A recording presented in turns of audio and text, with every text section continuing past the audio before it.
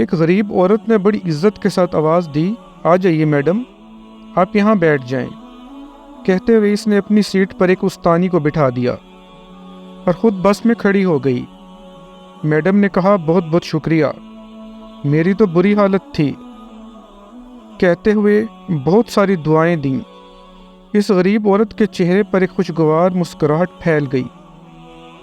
کچھ دیر کے بعد استانی کے پاس والی سیٹ خالی ہو گئی، لیکن اس عورت نے ایک اور عورت کو جو ایک چھوٹے بچے کے ساتھ سفر کر رہی تھی اور مشکل سے بچے کو اٹھا پا رہی تھی کو اس سیٹ پر بٹھا دیا۔ اگلے پڑاؤ پر بچے والی عورت بھی اتر گئی۔ سیٹ پھر خالی ہو گئی، لیکن اس نیک دل عورت نے پھر بھی بیٹھنے کی بالکل کوشش نہیں کی، بلکہ اس نے ایک کمزور اور بزرگ آدمی کو بٹھا دیا جو ابھی ابھی بس میں سوار ہوئے تھے۔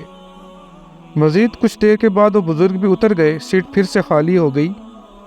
بس میں اب چند مسافر ہی رہ گئے تھے۔ اب اس استانی نے غریب عورت کو اپنے پاس بٹھایا اور پوچھا کہ کتنی بار سیٹ خالی ہوئی لیکن آپ لوگوں کو بٹھاتی رہیں، خود نہیں بیٹھیں، کیا بات ہے؟ اس خاتون نے جواب دیا، میڈم میں مزدور ہوں، میرے پاس اتنے پیسے نہیں ہیں، میں غریب ہوں، میں صدقہ خیرات نہیں کر سکتی، تو میں کیا کرتی ہوں کہ سڑک میں پڑے ہوئے پتھروں کو اٹھا کر ایک طرف رکھ دیتی ہوں، کبھی کسی ضرورت مند کو پانی پلا دیتی ہوں، کبھی بس میں کسی کے لیے سیٹ چھوڑ دیتی ہوں، پھر جب سامنے والا مجھے دعائیں دیتا ہے تو میں اپنی غربت بھول جاتی ہوں، میری دن بھر کی تھکن دور ہو جاتی ہے۔